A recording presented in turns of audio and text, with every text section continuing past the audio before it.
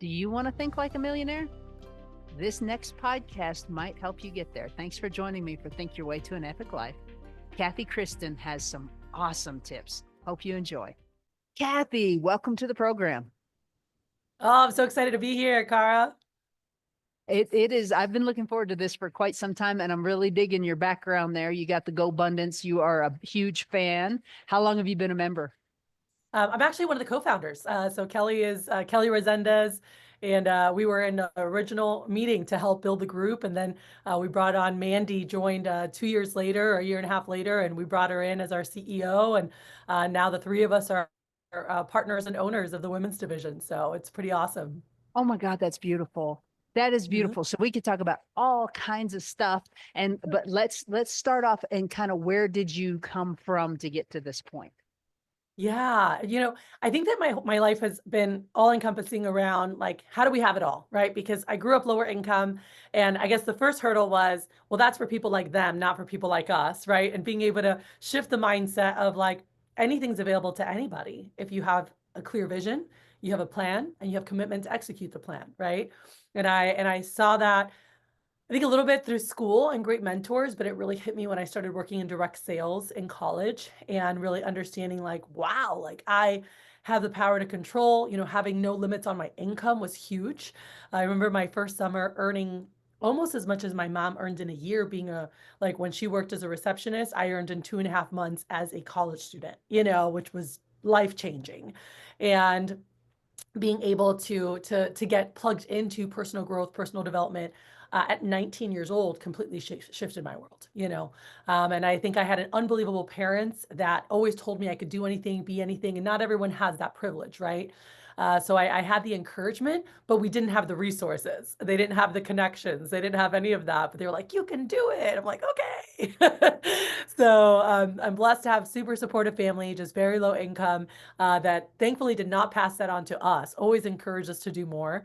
My siblings are all millionaires, or one is almost there, and it's just so exciting to see that generational, poverty and struggles around finances, come to an end with us, and our kids will have a completely different life. They will still work hard, but they will have different principles. They will know that you do have the ability to create anything that you want, and they'll also be financially know how to make the right decisions so that they can pursue their passions and still, be able to generate generational wealth. What an incredible gift. And I believe it's fairly rare. And I Mhm. bet you would agree with me with all the study that you've done for poverty. I grew up in poverty too, and I did not get the you can do it. And so I think it's fairly rare if you grow up in a more of a poverty condition that those are the exact people that push you to get to where you are today. Yeah, I'm so grateful. I think my dad just wanted the best for, I was like, you guys need to get the heck out of here. Like study hard. Like he told us young, we can't pay for college. We never set anything apart. If you want to go to college, you have to work hard and get good grades. And, we were all top students, and, we're able to get, I think three of the four of us had pretty much full rides to university, either through academics or athletics, or my brother was the firefighter program. But they told us early on, and we are like, all right. And they're like, here's what you need to do to get out of here. Like, and for them, it was go to college, get a good job, so that you can have what you want. And that shifted, and I'm grateful for the support that I had when I was like, I think I want to be an entrepreneur instead. I want to control like when I work, what I do, when, and my mom thought I was nuts and was like, get a real job, get security, and my dad was like, hey, it's not going to be easy, but you can do it. Like, go get it, and was always behind me, supporting me, which I'm so grateful for to this day. It's literally priceless. That is so cool. Okay, so Thank you went through so I want to talk about your perspective just a second, because your perspective was lower income, and now your you. perspective is unlimited. Very few people have that. How do you think that that helps you? Oh my gosh. I think that just the way you're able to show up, for things, and the way you're able, well, rewind. I had a very skewed idea of money until probably my early 30s, actually. It was it was we have to work hard, you have to work hard to make, you have to work hard, you have to work hard, you have to work hard, which is great, but it's not necessarily true, you know? And it was really, how do we solve more problems? How do we help more people? And I also had very, very bad belief systems around money that were instilled through the church and, you know, older family that would say, you know, money's the root of all evil, you know, and if you have money, it's because you have the wrong priorities and all these things. So being a young person earning I mean, I was earning six figures by age 21, you know, and by 25 was earning multiples of that, and I had nothing to show by the time I was 30 because I gave it away, I helped, I did this, but I wouldn't hold on to it. My brain wouldn't let me because that would mean I'm a bad person, you know. And I didn't realize that until I was at Tony Robbins' Date with Destiny, and I was like, oh my gosh, you know, like but I'm like, what did I do? But I'm so grateful to have been exposed to, you know, personal growth and development, to John Maxwell, to Brian Tracy, to all of these greats, Anthony Robbins, and that helped really shape and mold my formative years as an adult. Like those 20s and 30s, you know, they were a huge part of that. And I think that that was a big part in shifting and understanding like that money flows and we have an ability to do so much good with it. And it just excites me to be able to do more, to impact more people. You know, like on my dreams list, I can't wait to tithe 100 grand in a year, like six-figure tithing. Like that excites me. And, you know, one day before my time is up, I would love to be able to just donate $1 million to someone that's in need, right? To be able to do that. And so like that really excites me. And those were things that I just didn't even think about, you know? And as it transitioned, it was just like, well, how many more people can you help? What problems can you solve, right? Like how can you support? Because if you do that, the resources always show up. And many times even more grand than you thought they could. Thank you for being so incredibly vulnerable and so real because I went through that exact same thing. I made ridiculous amounts of money, yet had nothing to show for it because of the exact same thing. So, guys, if you're listening to this and you're going, well, yeah, I mean, my income is like through the roof, but I'm living paycheck to paycheck, you need to fill in the blank. You need to go, Cathy. You need to really evaluate, you know, what's possible and really start thinking about the future. You know, it is so exciting when money can work for you and when you make more money, not when you're working harder, but when you're sleeping and hanging out with people that you love. Like that's exciting. When you're gone on vacation for a week and you're like, oh, heck yeah. And you know, how much money you made while you weren't working. And so really, you know, starting to learn those principles. And I didn't start that process until my third, like I wish I would have you know, really that would have clicked earlier on. And for whatever reason, this was my path, my journey, my story. And there will be others that can, you know, relate with that. You know, for my kids, I'm like, oh, I'm so jealous of them. They get to know about this like from when they're 5, you know, and learning about, okay, you got $1. Like even when my son gets $1, I usually, or I like to give it to him. I like to break it down in coins, or if he has more money, we split it up because I'm like, hey, this one goes into savings. All right, that's for later for your, you know, big monster truck, right? So like when he buys a car, I'm like, this here is for long term for like when you're a mommy or daddy, and so that you can have more money to help your family one day, okay? Or maybe you want to do nice things for your mommy and daddy. You know, this goes to God, you know, and for us, tithing is a big thing, and this is to say thank you for all the blessings that we get. And then now we get to play with some of this. What are some of the things that you're excited about, right? And so starting to teach about short-term, long-term savings, tithing, and that being a recipe for success since they're young.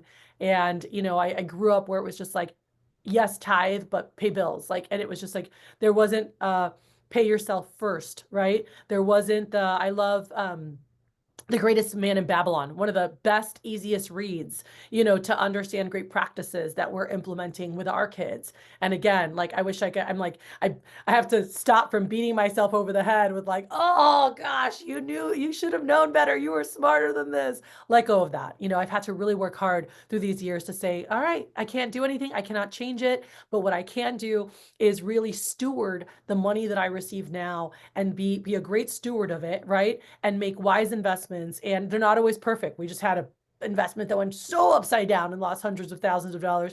And that happens sometimes. Some people, unfortunately, in the world we live in might not turn out to be who they were. You know, we had someone that was not falsified a lot of information. So we'll leave it at that. But that hurt, but it is what it is. It's a game, and not getting so stressed and controlling everything, but saying like there's more than enough to go around. There's always more money to be made.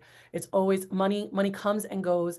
And I make money easily, And actually I had to stop saying that. I used to say money comes and goes freely. And then I was like, wait, I don't want it to go freely.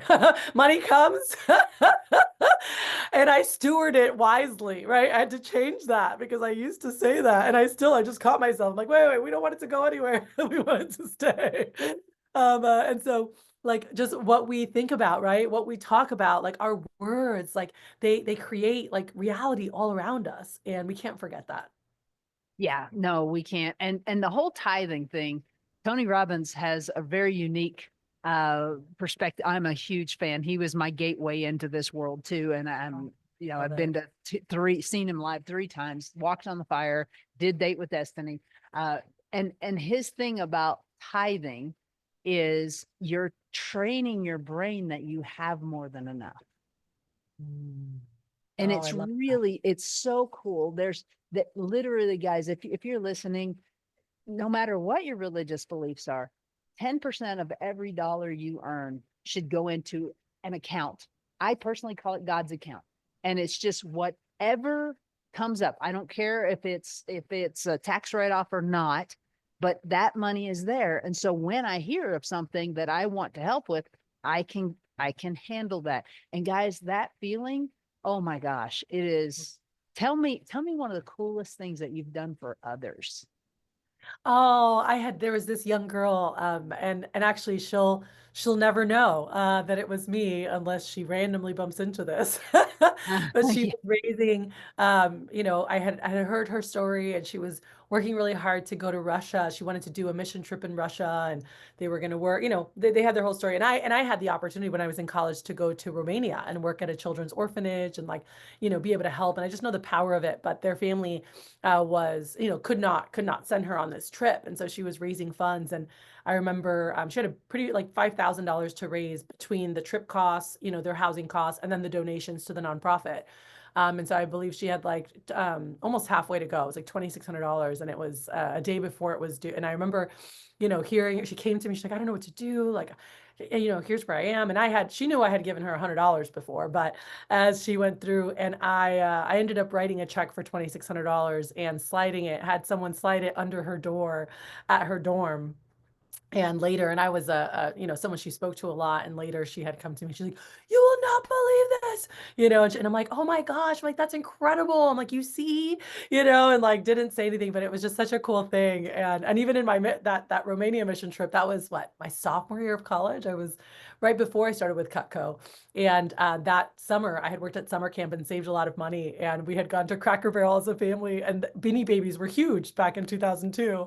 And I bought out almost the whole beanie. I was like, I need $3,000 of Beanie Babies. And I took, my dad's like, what are you doing? I'm like, I'm just taking a suitcase of Beanie Babies over there. And being able to hand to these kids all the like the Gypsy Center, like, the kids come for the day to learn hygiene and do these things, but being able to hand these Beanie Babies out to these kids and just seeing the like how they lit up, over this was unbelievable, and I'm like, I spent that much on a Gucci bag once, right? And like it was just so much cooler to be able to bring so much joy to these children. And so anyway, I go, but like I love being able to bless others.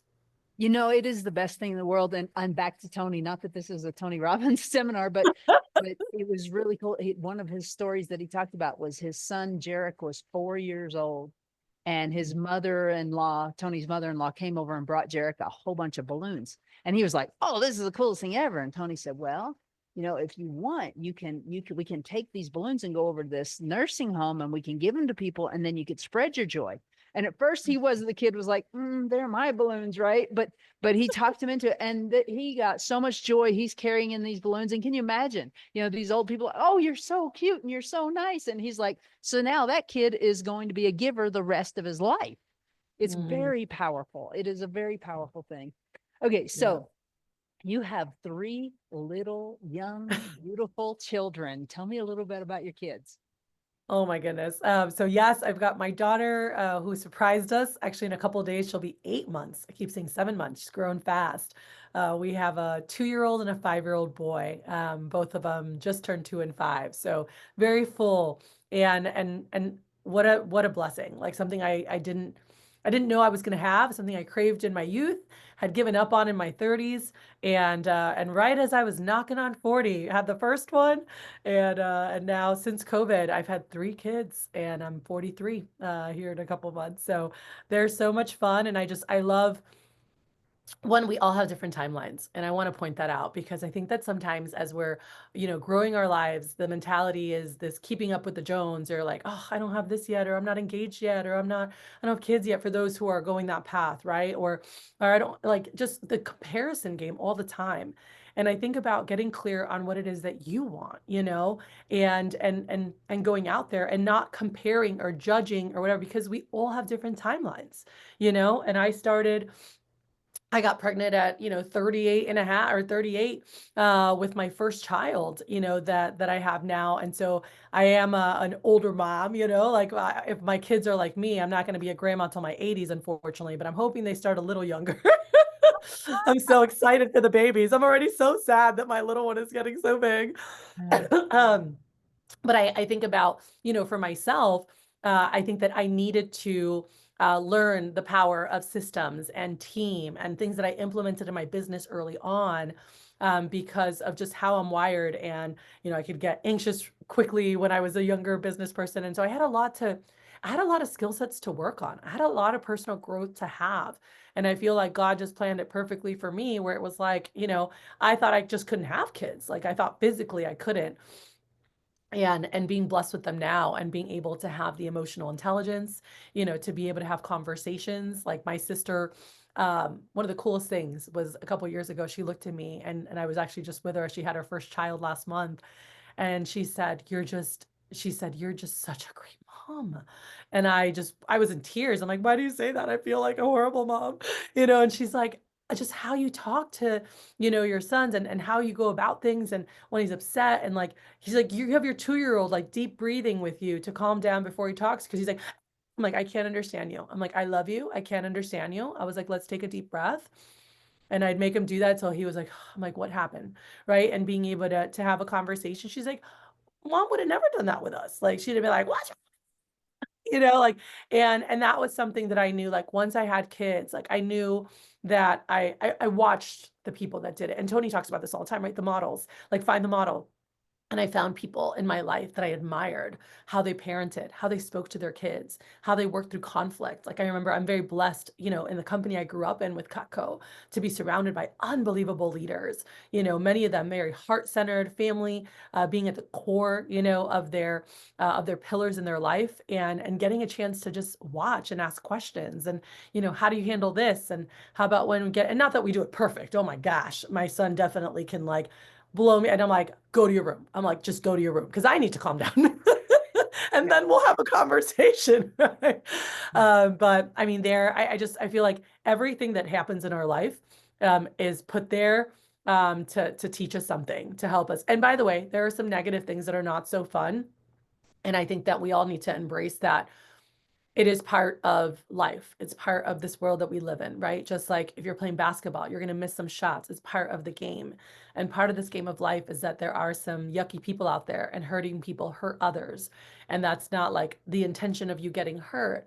But I also personally believe that we're not given more than we can handle. Like our creator knows us, and we're able to support each other on journeys. And one of my favorite quotes of all time is Mother Teresa. She says, I know God doesn't give us more than we can handle. I just wish he didn't trust me so much. That's beautiful. It always resonated with me growing up. And I'm like, okay, let's go, and so in this 3D world, I mean, there's just so much more that's happening around us. And I believe you might, listener, I don't know where you're at on this, but I feel there's so much more. And in this 3D world, we get caught up with so many like minute things. And I did too, and getting so fresh over little things here and controlling. And it's like just letting go. And this past year has been Michael Singer, like his Untethered Soul and Living into like just beautiful, and reading a book now called Letting Go, and just being in the state of flow. And I think that the world is calling for it right now. You know, it's calling for people to have more joy in their lives. It's calling for a shift from the go, go, go, work, work, work, workaholic to like, are you enjoying your life? Are you enjoying your family? Are you enjoying the things that you say are important to you? Because there was a time where I said, my family's the most important and this and that. And if you looked at my schedule, Cara, like it did not reflect that. There was no way that you would have thought that seeing how I worked, right? And what I did. Like there's no way. And because even for me, when I hit the level of success that I had been striving for, like I realized that my personal life was non-existent and I had become an unhealthy, burnt out workaholic, you know, and the freedom that I had worked for had just taken over my life. And so that was a time where, you know, it was really a mindset shift to go from this young, you know, go type A, you know, workaholic that loved being the best at everything and being able to really shift to being the best teacher of things, right? Being the best developer of others and learning how to build high performing self-managing teams that could grow the business with or without me, right? And so I went from being the bottleneck many times in my business to then being someone who could work on the business and not just in it. And that was transformational. Okay, so you have learned not to be a business operator, but a business owner, and Mhm. you can help others with that. Oh yeah, I've been Talk to doing me. that since 2008. Yeah, so I hit my wall in 2007, you know, and I realized when I hit, we had crushed every record for, you know, the company. We had our own franchise, like all these things were happening, and I realized I had maxed out at that point my ability to grow. I was working like 16-hour days and I was doing everything instead of leading, right? And I realized the only way to scale was to actually build a team to empower others, to give me space to work on some of the things, you know, in my genius and creating new systems, programs, processes, attracting new clients, being able to be out there to see like what's on the cutting edge, you know, with technologies that could help our company grow. Well, as an owner, that's what you need space for. And again, starting my business young in my early 20s, you know, I didn't understand that at first. I was like, I'm just gonna be the best and I'm gonna beat everyone. I'm gonna go, go, go. And then boom, 2007 comes and I'm like, whoa, like I cannot do this any longer. Like if this is success, I don't know that I want it. I might want to sell everything and go be a missionary in South America. Like I really was questioning, you know, everything that I had done, and then really started digging into what's it going to take, like what does this look like? And so I took back. I had a great mentor, you know, I would ask some questions, and I took some time off to really think about, okay, like let's say I'm looking at my business 10 years from now and I'm traveling the world with my family, doing the things I want to do. Like, how do I want that business to operate? Like, what's the organizational structure within that business? Like, who am I checking in with, right? And how often? Is it originally when I was younger and I first started this process, the first step was, okay, I'm only going to talk to the department heads, head of marketing, head of recruitment, HR, you know, and I had my heads of people that I spoke to and met with on a weekly basis. As I kept growing my business, I was like, wait a second, I want an operator that talks to the department heads. And I just meet with the operator. I just want to talk to one person and get the recap and coach them on what to do and be even more, you know, hands off. And so it took some time to really think about what did I want it to look like? Who did I want to talk to? And then it was, okay, the second step was what type of person do we need in each of these roles, right? And so understanding the skills that they would need, the attitude, personality traits, you know, like what type of person, because obviously someone at my head of recruiting would need very different attributes than my like administrative person. You know, I need them detail oriented and like ideally they don't even like people. They just sit there. No, I'm just kidding. But No, you're not.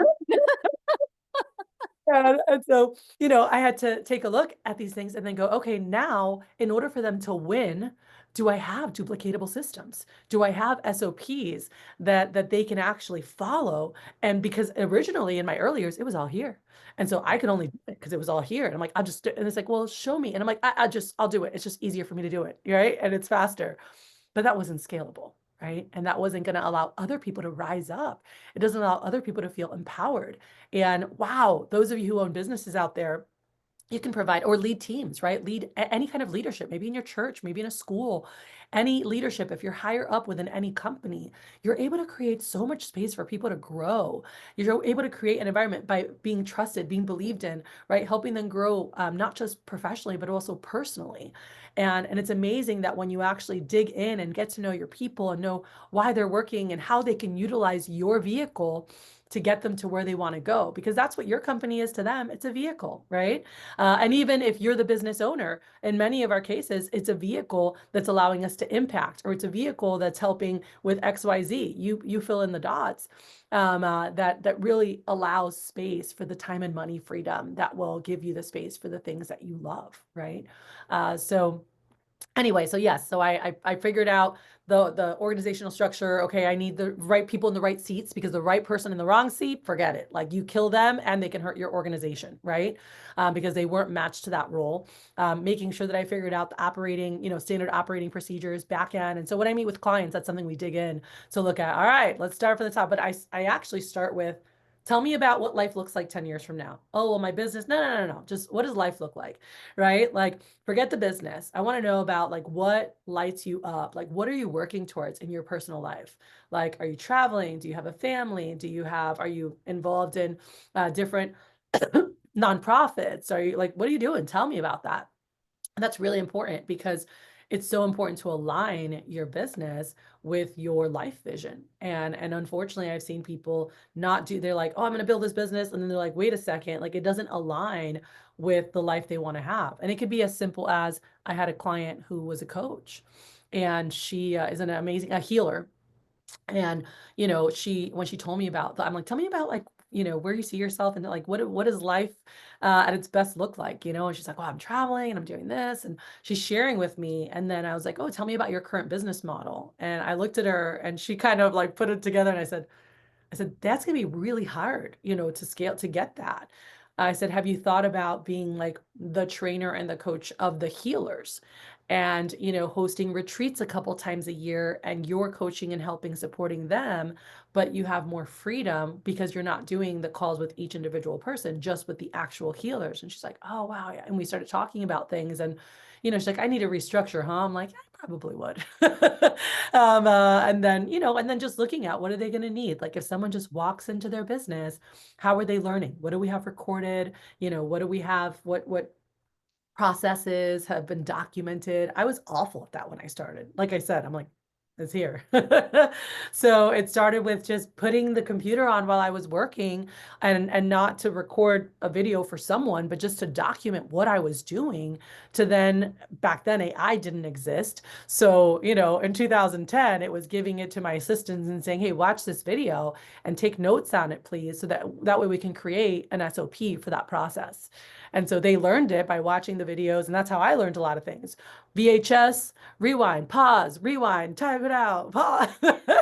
Now, you put in a Glassman extension on YouTube, and you can just get a transcript, get an outline in 2 seconds, which is unbelievable. But, early on, that's what we did. And so now you have so many incredible tools, to help you document processes, procedures, so many training tools like Loom. And I need to get affiliate links for all these things, but where you record videos of you doing or teaching, and have those in a library. So when you have people come in, they know how you want it done. And I've learned now, being a parent, that a lot of those same systems, like, if you want to scale and you want to have it all, it takes a village. And we've heard that, but it takes a village. It's a team effort, and having support in the areas where you need support. And whether that be somebody who helps with laundry, or somebody who's helping with cleaning or cooking, or somebody who's helping with the kids at certain times where you have space to plan and think, and then they open up space for you to play, with the kids. Like, that's my favorite thing.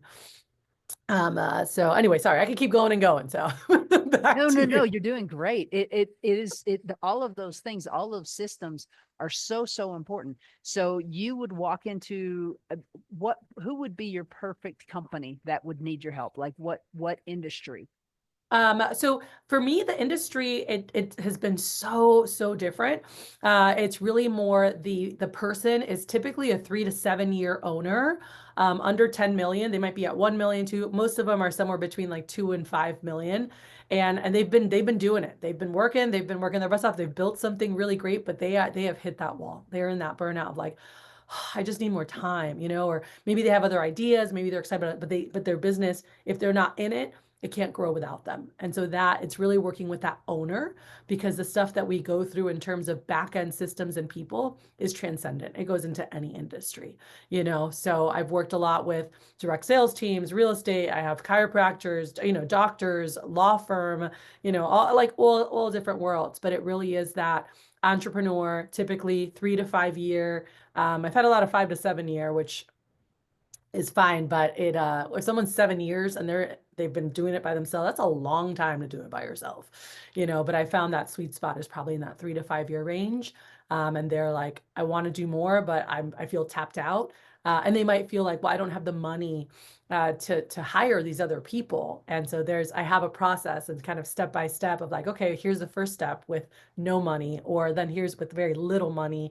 And then once we get to blank state, now we can afford to bring on a full timer or whatever to help support and offload these activities. But there's things that we can obviously automate. There's so much that AI can do, and it can be such an unbelievable assistant. There's things that we can delegate even overseas. Some of the repetitive things that are very cost effective ways to start. And then the next step for me is like college kids. I love working with college kids. I've worked with college kids for 23 years, and I have a client who is in property management. I have a client who teaches nurses and medical professionals, teaches them how to make money with like just different things. And when we talked about their back end system, they're like, I'm just feeling overwhelmed. It's like, okay, what does a team look like? What do we have in place? And really looking at those. And they said, well, I'm having a hard time with blank. I go, cool, go to your colleges in your area, go online because they have a section for employers who are hiring. Put an ad on there because there are young people that need experience.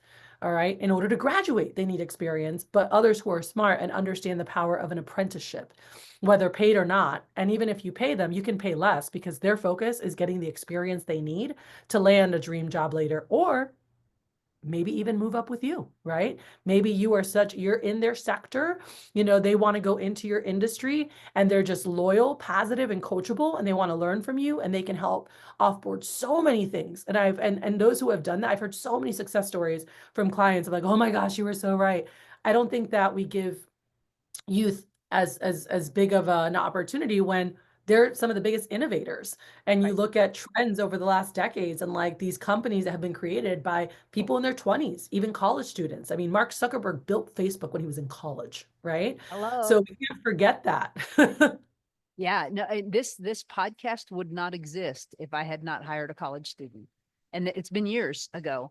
And it was his last year. He was getting in a marketing degree. He had Oh, 1 year left in school, and he came in, he said, we're working, and he's doing marketing for my real estate team, which I sold. But he's doing marketing, and he looked at me one day, he said, you need to do a podcast. And I said, okay. Just like, and now it's turned into something, amazing that I just love. So I could not agree with you more, guys. oh, Seriously, give these young. And the thing is, if there's five of us in a room and one of us is 40, 50, 60, and everyone else is a college student, it doesn't matter. If all of those people in that room, not one person is smarter than all of them. So, mhm. Everyone give, brings different ideas, and I love how like we're all wired so differently, and so different strengths, different just how our brains process, and you're like, how did you even come up with that? Right? Like, and it's just really neat to be able to feed off each other. And there's just a lot of power in that. So big fan there. And that can be very inexpensive support where it's a win-win. They're supporting you in your business, you're able to have a lower cost hire, and you're supporting them in their life and business, and being able to not just mentor, but maybe even open up doors for them that they would not have had they not worked with you. absolutely 100%. It's totally a win-win scenario. You can't go wrong. So what would you say is one of the biggest mindset shifts that these company owners need to make? I think it was the one I made in '07, which is the shift of I'm the best, or I'll do it faster, I'll do it better, all to shifting to going, you know what? I want to be the best developer of people. I want to be the best at training people to do things as good or better than me. And I think that mindset shift of really wanting to develop others, empower others, it just frees up so much time for you to work on the things that move the needle or creative things that you might want to work on, right? So I think that that's the biggest shift, is go from like, I've got to have my hands, to going like we've got to let go, empower others, and watch what happens around you. Because some of these people, like as you pour into them, as you have more faith in them than maybe their friends or family has ever had in them, as you give them more responsibility and they're able to rise up, they feel almost, I don't want to say indebted to you, but they're just like, I want to support you any way that I can. I want to, like, you have done so much for me and I want to give back. Like that, it's just a natural byproduct. You don't do it for that. But when you really keep people first and you focus on growing people, and like I've sent so many of my operators, workers over the last 20 years to Tony Robbins. Almost every single one has gotten a gift to UPW for Christmas or for their birthday. And because I believe in the power of developing. And I had a colleague once say, aren't you afraid, they'll leave? And to quote, I'm like, I remember hearing Matthew Kelly, I don't know, '06 or '07 talk about this at a conference when he talked about his book, The Dream Manager. But he's like, aren't you afraid they'll quit and stay? Like that's the worst thing that you can have, is someone that mentally checks out and stays in your company. That's not helping growth, and that's wasting dollars. And so it's really beautiful when we're in the spirit of abundance and we're able to help people on their growth journeys. And what I found, Cara, is every time they move on to the next thing, one, they never want to leave me hanging. They're like, how can I support? Who can I train? Who can I mentor? Like, you've helped me so much. I don't want to leave you high and dry, right?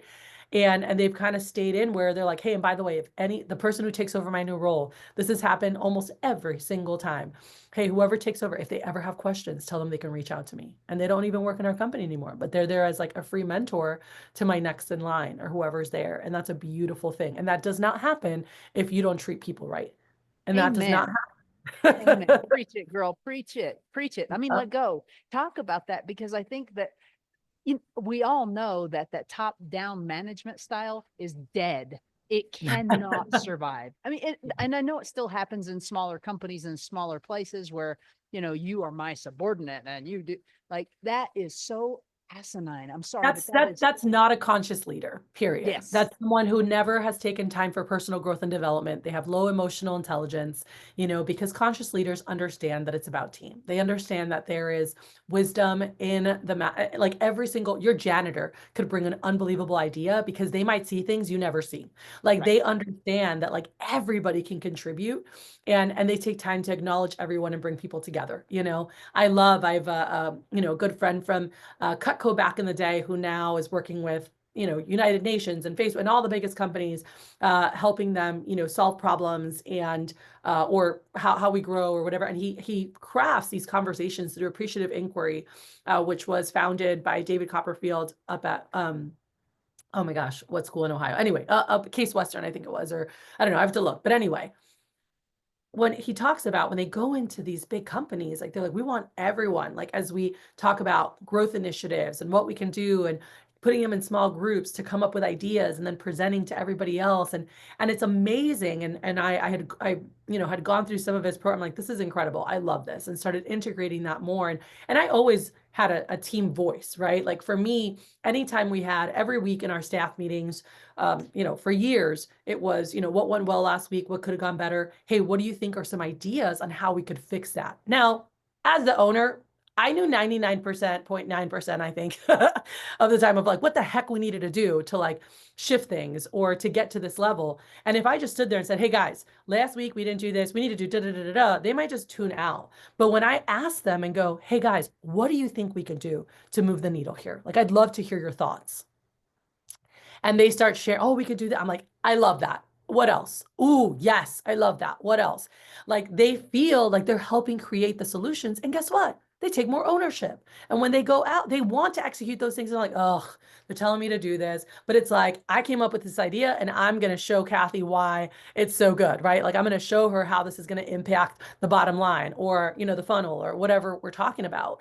And it was just so beautiful to always watch that, and I learned that Again, when I started learning about teams and I went into '08, it was like, I can't just be telling them what to, and be this boss who's bossing them around. Like, I'm here to coach. I'm here to bring the team together. I'm here to source the best ideas. I'm here to empower them to think and come up with solutions. And that when I leave, they're not just like, we're not going to work, boss is gone. No, now it's like, oh, now we get to show her that we can do this without her. Now we get to implement our ideas and just congratulating and uplifting them. And so that was something that was a huge shift, for me in my business from '07 to '08, which has carried on, now for years. And it's just such a staple part of the business of, like, during staff meetings, like, are you asking versus telling them the fixes? Are you asking? Are you letting them co-create the solutions so that they are empowered, take ownership, and want to execute those things? It makes a world of a difference than just telling people what to do, right? Oh, And like, huge. John Maxwell, right? Kelly's working with him right now on some stuff, which is amazing. But John was someone I always listened to growing up and as a newer manager, and when I was learning about leadership. And he had a book, years ago, The 5 Levels of Leadership. And that, and it talked about that. And the lowest level being, you listen to me because I'm the manager, right? Out of title, that being the lowest, and the highest being people follow you because of who you are. And like, it's like you've got the title, what you've accomplished, what you've done for the organization, what you've done for others, and then just who you are, right? And all of these things comprise. And it was like, how can I be a level 5 leader in people's lives? And have I always been perfect? Heck no. Heck no. I mean, there's people that can say, but it became a very big focus and intention. And we're all humans and we're going to screw up sometimes, but it's about being aware and being able to own when maybe you should have done it different. There's been times where I snapped at someone, and even recently. And then I went back and said, I apologize. Like, I should not have acted in that way, or I should not have belittled this idea that you had. I'm like, that was awful. I'm so embarrassed as to how I acted in the situation. And I wanted to ask, I asked for your forgiveness on that front. And they were like, huh? And that's super weird for, someone to have their superior say that to them. But that also shows that you're human and you're real. And I think that also helps them have a different appreciation for you and not like, oh, they just think they're always right. It's like, hey, if you messed up or you were in the wrong, like, don't be afraid to own up to it. I think that shows a lot about integrity and ownership, and you're modeling for them, what you want them to do someday, right? Right. With the people that are in their charge. So it might seem off the topic, but you'll understand why. Are you familiar with the Miracle Morning, Hal Elrod? Yeah, Hal and I are Cutco. Back in the day, Cutco, he actually wrote the foreword to my book, Life as a Master. Oh, cool. Cool. I didn't know, there's so many people that don't know he started at Cutco. And I had a coaching client that started at Cutco too. And right now she's got 30 homes under contract, and she is a single agent. She's got a huge team of helpers, but no other, she's got a showing assistant, but she's the realtor, and she's got 30 under contract. And just for context for our listeners, the average realtor sells 8 transactions a year. She has 30 under contract at one time. And so it is very, very powerful. How important is your morning routine? I mean, it's huge, and it's changed right now with having kids, and that's something Sure. Hal and I were talking about last fall, and he's like, well, he has his new edition now that includes like Miracle More evenings, right? Because for some of us for moms, like, I'm getting kids ready, I'm trying to get them fed, and with a newborn, it's also like, well, wake up earlier. I'm like, I'm up all through the night, and then I'm like half passed out, and I wake up because she's crying again to get fed, and it might not happen. And so we've created systems in our world now where in the morning we have Bible stories for kids that we'll read with our kids, and we love we'll do our like a miracle morning with our kids, and then my husband will take time for like our own meditation and reading later. But we do the Bible story for kids. We then do Snoop Dogg affirmations, which is in our That house. song. It's amazing. Then we put on some praise and worship, like dance, praise and worship, and we dance and move our bodies around. Sometimes we just found a kid's Qigong video to just like breathe and do stretching, with them. And then just, tell them how much we love them before they head out to go to school. And again, they're 5 and 2, right? So we're not like journaling and going through stuff yet with them, but I haven't been able to have the same morning practice that I wanted. And so I had to give myself grace and say, you know what, my miracle morning is going to be from 12:30 to 2. And I'm going to go I'm going to get a workout. I'm going to listen to my podcast, and then at night, I usually like to read 10 pages and do some gratitude journaling or anything that's on my mind. And so we're still getting them done. But I think that in the morning, taking time, I take at least 5 minutes to myself, even when the kids are gone, 5 to 10 minutes. I'll put on a 10-minute meditation or 5, and I'll just breathe and just gratitude, and then walk through my day and what's going to happen that day to help me be in flow and not feel like I'm constantly putting out fires, or, just letting know my subconscious. That way, as we go through the day, we can also interrupt the interruptions and be able to stay focused. Meditation is so powerful, and so many people don't do. I think it's only like 3% of people who actually do it. And the study says that if you will meditate for 20 minutes 4 times a week, it is the exact same as taking high blood pressure medicine. It'll lower your blood pressure. It's so, so good for you. And not just physically, mentally. It's power, power, power.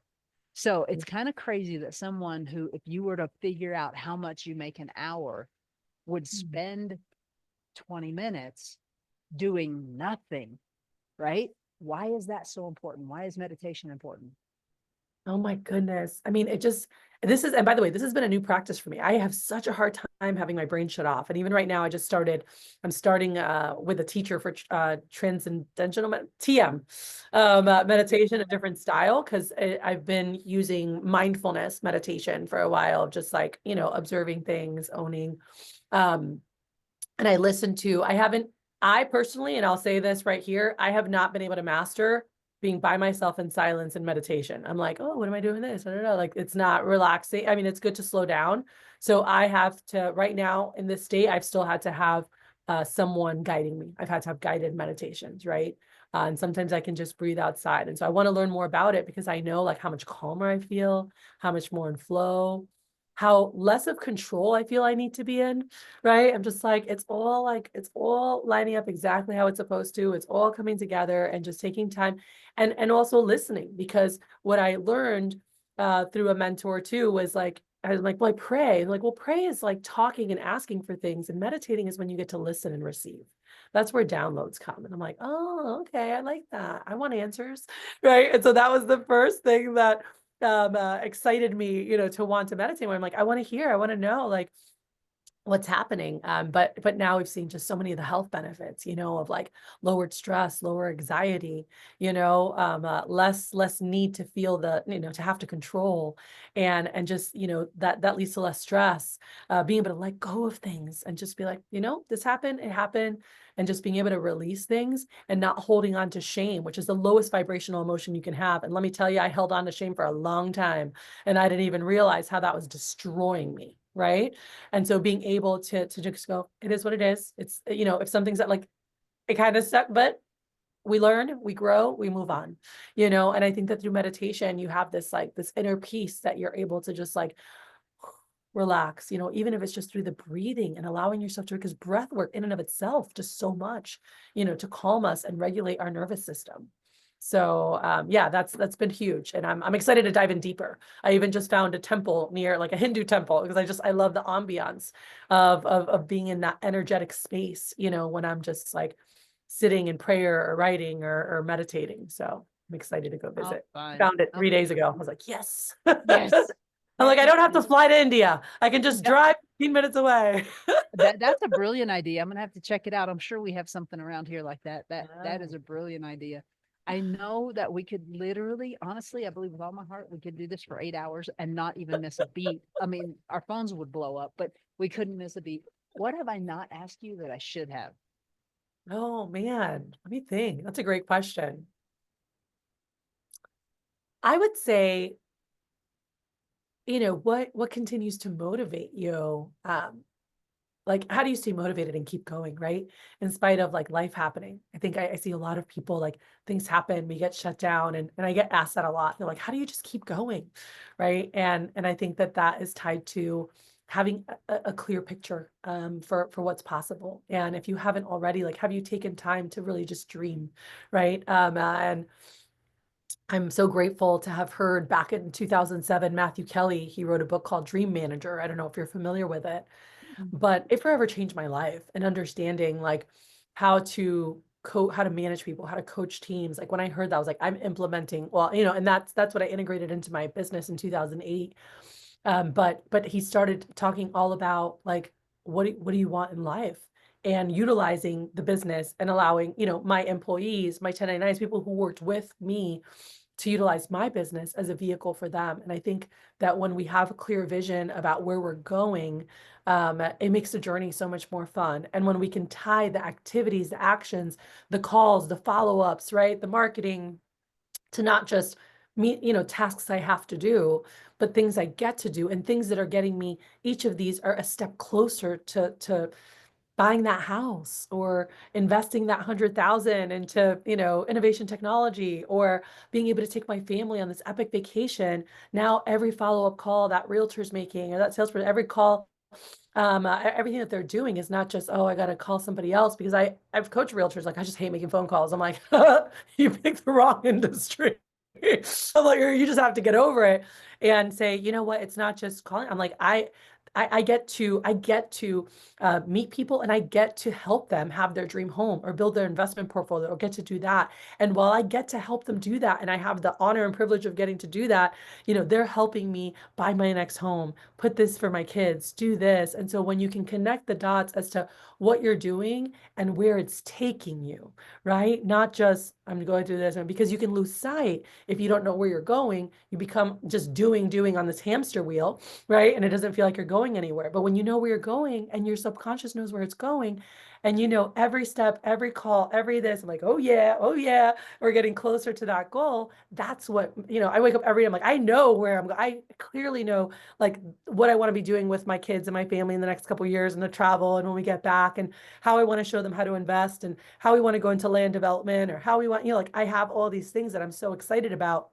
And so I wake up every morning, ready to go get one step closer, to that reality of which now will be 2 years, within 2 years, it might even be next year, where I get to spend a lot more time working with them and teaching them and being out in nature. And, so I'd say that, just get really clear on why are you working and why is that important to you? And why does that matter, right? Because that's where you get to the core of what really drives you and or people that get to work with and for you. Love it. Simon Sinek has a book that could help out with that. If you don't know your why, guys, why bother? If you don't know why would you? And how much effort will you really put into it? So Simon Sinek's book, what is it? Something why, finding your why, isn't that it? Um, You know, look at the name. I'm like, I just totally drew a blank, but I'm like, I love his TED Talk. That's a good place to start. yeah, and it's free. You don't have to buy that. So the book you do Start have to with buy. why. Start with Starting why. with why. Start with why. Simon Sinek is really, really good. That was beautiful. So, you are really into personal development. You have a mental diet that is enviable. People, they're salivating over your mental diet. Give us a few. Give us a couple books. I know you've said several throughout, but a couple books that have really impacted you. I think the first one I was sharing earlier with someone was Maximum Achievement by Brian Tracy. I think that's the first time that I realized in order to achieve at the highest levels, self-awareness was one of the most important principles and really understanding why you are the way you are, what shaped and molded you, because it creates this different level of ownership in your life of knowing that you can create anything that you want because you got here through making these decisions consciously or subconsciously. But now I know I can consciously and intentionally make decisions to get there, right? And so that was a superpower. That was my biggest take. There's so much more in that book, but that was something that really set me on this personal development track of going, I need to know, I need to understand me. Landmark education was unbelievable. I'd say courses were a big part for me. And so going to landmark education, going to UPW, going to Date with Destiny, going to John Maxwell's five levels of leadership, workshop that he ran in my city or his team did, and looking at these things. But in terms of books, some of the most impactful recently have been more about letting go. There's a book actually called Letting Go that I've been reading. I read The Surrender Experiment, like Michael Singer, like really understand like that. that's really been the shift, I think, for me since having kids. It's like, wait a second, like I don't need to hustle, hustle, go, go, go, go, grind, but like, how can I step back? And that's where meditation really became at the forefront of like, okay, I've always taken time to like journal and be in gratitude and pray, but I don't know that I've necessarily ever meditated, right? I think that also religious programming said this is for people of blank faith, or that's what Buddhists do, or this is what Hindu, like, and not understanding the science and behind it and what it does for us physically, mentally, and emotionally, as well as spiritually, right? And so that In that Psalm 119, I just want to interrupt you oh yeah. because there is such a block where Christians are scared to death of meditation. Psalm 119 has the word meditate in some form 7 different times. Mhm. So it's not, you're not doing anything wrong. Right. Right. Yeah. But that's how I grew up, right? And it was like, oh, that's if you're of that religion. And it was like, hey, wait a second, this is not about a religion. This is a practice, that allows us to slow down, to connect with ourselves, to connect with our creator or nature or whatever you want to create, connect with, and allows you to tap into, the next higher version of you, as well as just the incredible universe that we have all around us and the energies, that are there and the wisdom that we really have within us, but we're too busy to listen, And so it really allows us to go, oh, wait a second, and get clarity on so much when we can just slow down, shut up, and just sit, right? So Yeah. I think that, those have been really powerful, but oh my gosh, I don't know. I read so many books. Um, if you haven't read Miracle Morning, great to get your morning, routines. I think if you're a business operator and you haven't read AI Driven Leader, like you need to read that right away in the world that we're in now. Yeah, I don't know. I can go on and on, but there are a lot of great ones out there, but those are some of my favorites. Well, and that's a success leaves clues, guys. The average CEO reads 60 books a year. The average American reads less than one.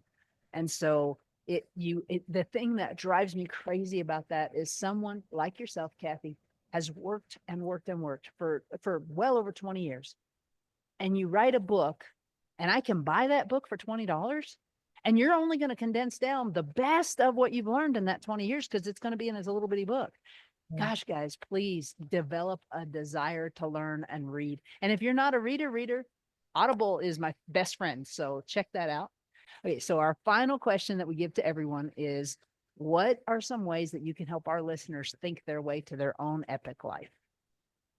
I think that it starts with thinking about what you're grateful for. I feel like gratitude puts a different lens on that allows you to expand, like it's expansive. And that really allows for shifts to happen.